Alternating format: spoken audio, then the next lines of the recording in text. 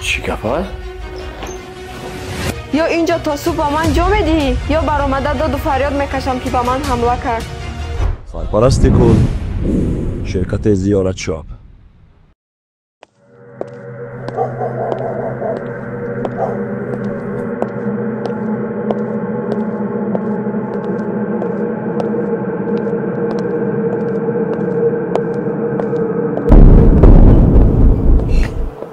این دختر یوش در این قد شب چیکار میکنه باشه در اینجا؟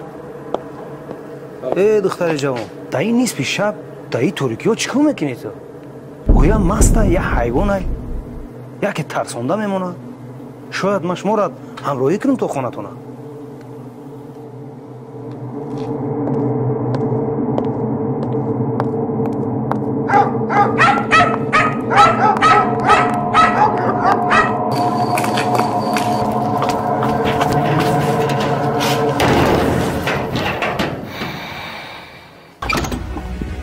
چی گپای؟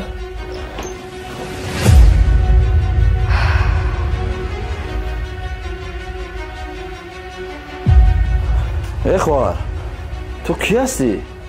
چیکار میکنی در اینجا؟ تو گپ نمیزنی؟ برو اینجا برو. نه نمیروم.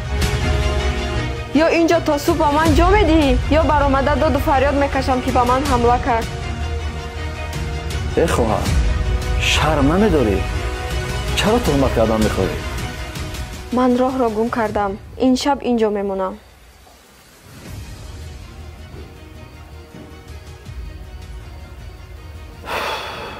این چی بلا بوده؟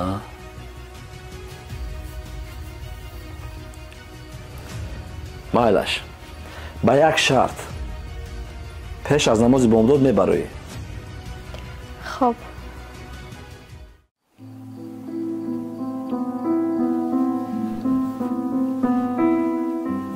ما اونجا در پرتو خوب کن.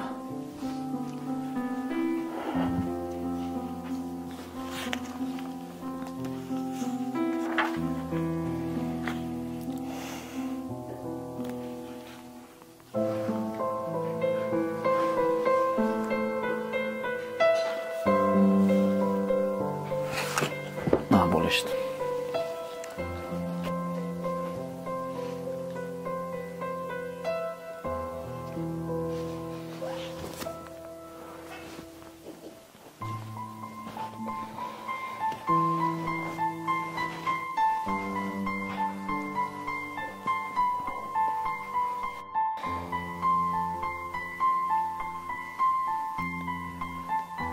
خدایا پناه میبرم بر تو.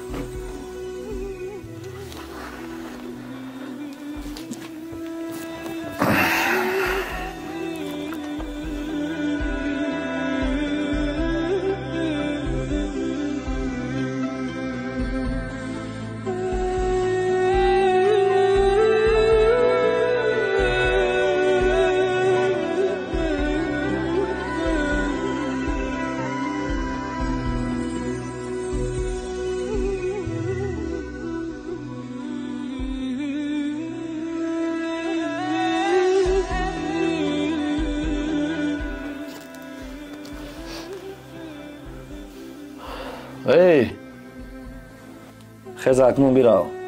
صبح بودمید با کسی ناید. میروم ولی با یک شرط. با چی شرط؟ چرا تا صبح دست خود را بالای آتش گذاشتی؟ وقتی با تبسم به من نگریستی شیطان خواست مرا وسوسه کند و من دست خود را بالای آتش گذاشتم و هر لحظه آتش جهنم در یادم آمد که 1000 مراتب از این در گرمتر است.